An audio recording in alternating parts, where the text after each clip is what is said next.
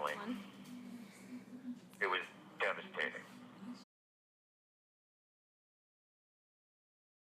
Had the ability, not only opiates, but everything, had the ability to make the unacceptable seem acceptable. And the longer I spent with them, the further that line got pushed. You know, like there's a line everyone draws in their life, in the sand or in their head or whatever you want to call it, where there's just shit you won't do, right? And the longer you do drugs, the more this drugs... This call is subject to recording and monitoring. Prison payphone, yay.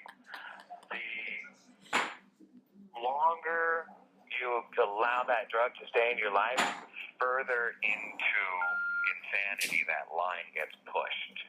You know, so just, you lose yourself. It has a constantly growing negative effect.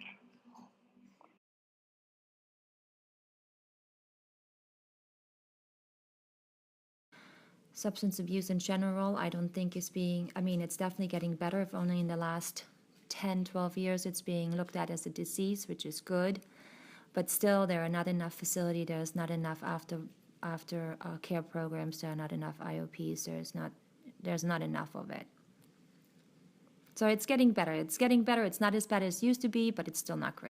It seems like they're starting to try more, but only because the public is screaming for help and change. You know, it has never... The system is broken as it is because there's too much money in it as it is. Because all the pharmaceutical companies that a lot of our street drugs are started with probably contribute more money to political campaigns than anybody else does. You know, and I don't know, I think that's a whole... We could kill this whole call if I go off on that. But, no, I don't think they're doing enough, but it seems that they're changing, so that's good.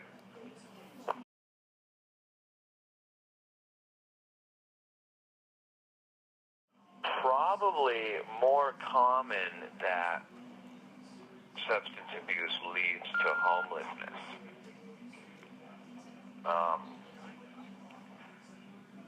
I've learned a lot about that actually in the last year. I have access to 7 PBS channels, so I watch a lot of documentaries, and all of the homeless